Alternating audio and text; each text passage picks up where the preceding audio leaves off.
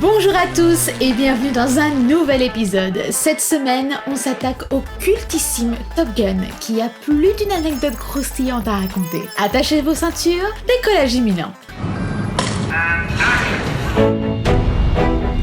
24 sur 2, troisième.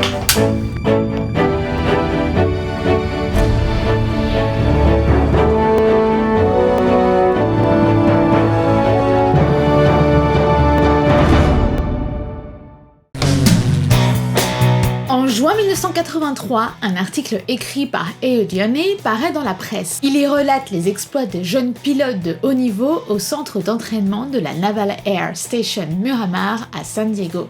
Some guys came in and said, "Do you mind if we write an article about Top Gun?" And I said, "Well, that's great. And here's how I think you ought to do it and what will be good." Eodione is the name of the guy who wrote the article.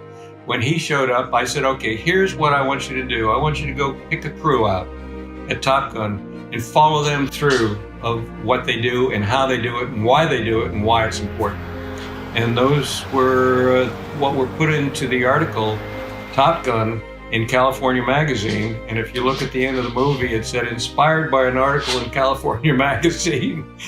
L'article inspire fortement Dom Simpson et Jerry Bruckheimer, tous deux producteurs chez Paramount qui souhaitent surfer sur leur précédent succès, Flashdance et Le Flic de Beverly Hills. Chose souhaitée, chose faite, ils engagent un scénariste, Jim Cash, pour proposer l'histoire à ceux qui pourront potentiellement financer leur nouveau projet. Jim Cash voyait bien lui un remake d'Apocalypse Now sur fond de pilote de haut niveau, mais hors de question pour les producteurs de partir dans un style trop dark. Il faut que le film reste un divertissement pour tous. Le scénario terminé, Simpson et Bruckheimer proposent le projet à Jeffrey Katzenberg, directeur des productions chez Paramount, et Michael Eisner, dont nous avons déjà parlé, directeur de la société Paramount. Mais l'atmosphère se refroidit tout de suite. Katzenberg et Eisner n'aiment pas le scénario et ne donnent pas le feu vert pour lancer sa production. Fort heureusement pour les deux producteurs, sentant le vent changer chez Paramount, Eisner quitte le bateau et se voit remplacé par Ned Tannen, qui lui aime beaucoup le scénario et souhaite lui donner le feu vert, ce qu'il fait le 7 décembre 1984. Le scénario validé, la recherche des acteurs commence. Enfin, pas pour l'acteur principal, Tom Cruise, puisque le rôle a en réalité écrit précisément pour lui. En effet, après l'avoir vu jouer dans le film All the Right Moves, le scénariste avait écrit le rôle de Maverick en pensant précisément à lui. Mais bien que cela soit flatteur, et qu'il paraisse improbable à l'heure actuelle que quelqu'un d'autre que Tom Cruise ne joue le rôle, eh bien celui-ci n'était pas hyper emballé par la proposition, loin de là. Convaincu qu'un vol dans les airs lui fera changer d'avis, la prod arrange un vol test pour Cruise avec les Blue Angels, la patrouille acrobatique de la marine américaine, et c'est pari gagné. Complètement séduit par l'expérience, en sortant de l'avion, Tom Cruise prend son téléphone pour appeler la Paramount et leur confirmer sa participation. When the pilot looked at the gauge, he says, "Well, we should be going back." I said, "No way." I said, "This is free. This ride's free. This e-ticket's free." I said, "Let's go for a run." He said, "All right, you want to go for a run?" I said, "Yeah." Next thing I know, we're going Mach, breaking the sound barrier, ripping around these clouds. Good time. Mais attention, c'est lui et nul autre qui effectuera les cascades. Il passera alors un temps considérable en entraînement avec les pilotes de San Diego pour comprendre les nuances du métier, comme par exemple la différence entre les pilotes et les instructeurs. Pour le rôle d'Iceman, Val Kilmer avait été approché, mais l'acteur avait initialement refusé. C'est le réalisateur Tony Scott qui a réussi à le convaincre, on ne sait pas très bien comment, mais quand même à accepter le rôle. Quant à Kelly McGillis, Miss Charlotte Blackwood, aka Charlie, la production ne souhaitait pas lui offrir le rôle, estimant que l'actrice n'était pas assez jeune et clairement pas à ses côtés. Mais Tony Scott, qui lui souhaitait l'actrice dans ce rôle, n'en a pas démordu et a tellement insisté qu'il a finalement obtenu gain de cause. Et parlons-en de Tony Scott, justement, qui n'a pas particulièrement énormément d'expérience avant de travailler sur le film. Mais les producteurs avaient tout de même décidé de lui confier le projet, séduit par la pub Saab qu'il avait réalisée à l'époque, dans laquelle il juxtaposait la puissance et la vitesse d'un avion et d'une voiture.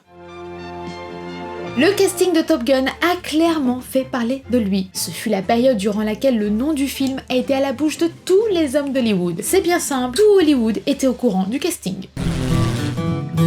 Le budget du film est monté jusqu'à 15 millions de dollars. Et si le budget vous paraît énorme comme ça, vous commencez à le savoir à force d'en parler dans différents épisodes de cette chaîne. 15 millions pour Hollywood et pour un film de cette envergure, c'est pas grand chose. Ce n'est même rien en fait. Ça ne permet absolument pas un budget décor acceptable et pourtant primordial pour le film. La production a donc pu compter sur le soutien du ministère de la Défense qui a accepté de soutenir le film. D'abord en acceptant que le tournage ait lieu en partie sur la base de l'aéronaval de Miramar, ainsi qu'en mettant à leur disposition 4 porte-avions et 2 douzaines de F-14 Tomcats, de F-5 Tigers et de A-4 Skyhawks, dont ils n'avaient que l'essence à payer, ainsi que les frais, horreurs et conditions de travail des pilotes. La majorité des plans que vous voyez dans le film sont donc des prises de vue de vol journaliers des pilotes, à qui on avait simplement ajouté des caméras dans le cockpit et sur les avions pour le bien du tournage. Et lorsque des prises de vue particulières étaient nécessaires ou qu'il fallait dépasser les heures normales de travail des pilotes, il leur était alors possible de les obtenir sous réserve de payer 7 800 $ de l'heure, ce qui correspond plus ou moins à 18 500 $ aujourd'hui, soit environ 16 900 €. Une coquette petite somme de 1,8 million de dollars au total, en soi clairement pas énorme par rapport à ce que ça aurait été en réalité s'ils avaient dû payer l'entièreté des décors. Pour le film, Tony Scott a donc pu bénéficier de vrais pilotes, ainsi que de ses acteurs qui avaient tous suivi un entraînement militaire et avaient été certifiés, ainsi que la participation tout à fait exceptionnelle du pilote Scott Allman, qui a piloté un F-14 dans la séquence d'ouverture du film, parce que le pilote se trouvait tout simplement au bon endroit au bon moment. Mais qui souhaite profiter de l'aide du ministère de la Défense doit suivre un certain protocole. Premièrement, la sécurité. Le film ne peut pas dévoiler des secrets d'État. Jusque-là, rien de bien surprenant. Ensuite, l'exactitude. Le film doit décrire avec précision les entraînements et les combats. Ensuite, troisième point, la politique. Les personnages du film doivent adhérer aux règles du ministère de la Défense. Enfin, quatrième point, la bienséance. Le film doit protéger la vie privée du personnel militaire et de leur famille. Et puis évidemment, pour s'assurer que ces points soient respectés, le ministère de la Défense possède un droit de regard sur le scénario. Alors, non pas sur l'histoire en soi, mais sur la véracité des faits. Parmi les quelques éléments qu'ils ont vérifiés, ils ont notamment fait changer la mort de Goose, qui initialement mourait dans une collision. Mais le ministère de la Finance a estimé que trop de pilotes finissaient comme ça. Ainsi que le statut de Charlie, qui initialement était militaire et est devenu civil, car le règlement des marines interdit aux officiers et aux soldats d'avoir des relations. Le réalisateur s'est souvent défendu d'avoir essayé de rester le plus réaliste possible dans le film. Et pourtant, de nombreuses critiques à la sortie du film lui reprochent le contraire. À titre d'exemple, parmi les nombreuses critiques, il lui est reproché de voir Maverick et Goose faire des manœuvres qui seraient simplement impossibles à utiliser pendant un entraînement de combat. D'autres réalisateurs ont eux reproché au film de faire l'apologie de la guerre, ou en tout cas d'essayer de la rendre sexy aux yeux des gens. En plus de ça, le film reçoit un accueil mitigé par la critique, qui lui reproche une narration à plat et voue toute la gloire du film à sa bande originale. Mais comme bien souvent, le film ne fait pas exception à la règle et malgré un accueil mitigé par la critique, le public lui a adoré le film, à tel point que les projections en salle ont augmenté de 45% par rapport à ce qui était prévu au départ et que les candidatures pour devenir pilote auraient augmenté, elles, de 500% après la sortie du film. Les recruteurs de la marine ne se sont d'ailleurs pas privés de profiter de l'opportunité puisqu'ils ont carrément fait installer des stands de recrutement à la sortie des salles de cinéma. Et ouais, il n'y a pas de petit profit dans la vie. Malgré toutes ces bonnes nouvelles à la sortie du film, le film essuie tout de même un moment très compliqué pendant son tournage. La mort du cascadeur Earthskull, en plein tournage d'une séquence. En effet, alors qu'il effectuait une manœuvre, l'avion a commencé à vriller. Le cascadeur qui a annoncé à la radio de l'avion qu'il avait un vrai problème n'a malheureusement pas pu redresser l'avion à temps, qui est allé s'écraser directement dans l'océan Pacifique. Ni le corps, ni le véhicule n'ont pu être retrouvés, ce qui conserve encore aujourd'hui le mystère de ce qui a bien pu arriver. Le film a en quelque sorte rendu hommage au pilote à travers la mort de Goose.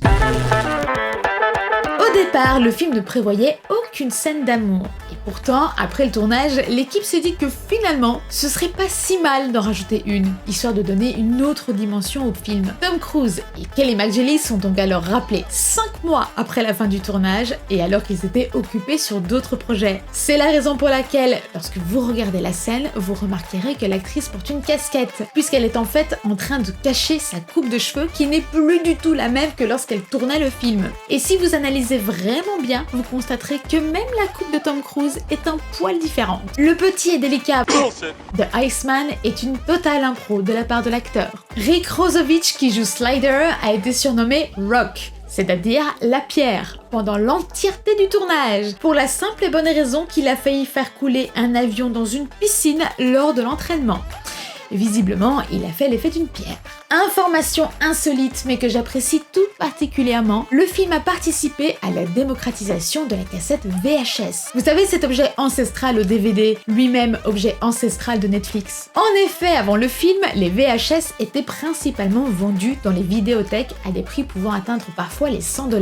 Mais grâce à la publicité de Pepsi pour le film, Top Gun a été vendu en VHS dès sa sortie pour que le public puisse le posséder chez eux à la maison et a donc fait chuter le prix des VHS. D'autres films par la suite suivront l'exemple de Top Gun et seront vendus directement en VHS après leur sortie en salle. Top Gun qui aurait d'ailleurs dû s'appeler Top Guns normalement, mais finalement le titre au singulier c'était mieux.